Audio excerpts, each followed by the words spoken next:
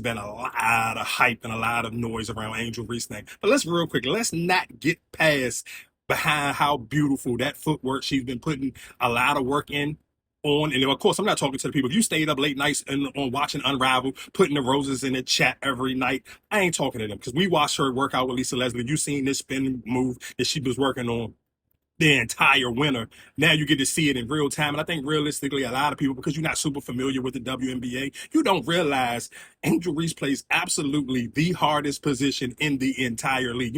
Every night, almost, I'm going to say 80% of the nights, she's lining up and defending and going up against a certified Hall of Famer. Like, I can retire right now, and I'm going to go into, especially in the Women's Basketball Hall of Fame, I'm going to be a Hall of Famer from Asia Wilson, Breonna Stewart, AT, Nafisa Collier. Well, Fee probably, if she get a ring this year and get the MVP, then 9 times out of 10, she'll be walking in as an MVP, as a Hall of Famer as well. But Aisha Wilson, Breonna Stewart, AT, a lot of them are already, Nneka Wale, like a lot of them are already realistically Hall of Famers.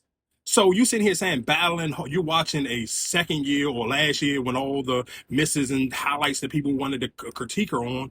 I'm going up against a Hall of Famer. That would just be like if this was football, you sit here critiquing a wide receiver who can't get over when Revis Island was Revis Island. Or like, so it's just certain things where it's kind of just like you have to allow players to get familiar with what they got going on. And it took time. But anytime you see somebody who is not a Hall of Famer checking Angel Reese, pay attention to those games because those be the games that she absolutely had breakout games on. And then that's when she going on that 7. Like, just pay attention. Even if you go look at the last 7 games, and again, even while we talking about those last 7 games, she's been averaging almost 17 rebounds a game. That's never been done in WNBA history. Bro, that's, to me, just think about what we're talking about. If this was the NBA, do you know how ridiculous what you would be talking about? This player would be sought out. This would be one of those players that LeBron James would be hunting down, trying to figure out how to trade and get on his team to sit here and help him get a championship, especially if I got to go up against Jokic or somebody every night. Like that type of numbers, that's realistically the type of numbers that Angel Reese is putting up. But again, like I said, because they're so easy for most people, even if you listen to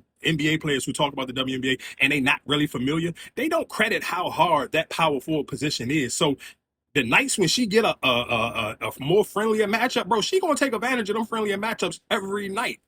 Like I said, I don't want to sit here and shade. I mean, of course, it seemed like it's shade because I'm just highlighting this one right here, but this was the newest one. But you can go through them last 7 games. Oh, it's not a Hall of Famer right here? Baby food.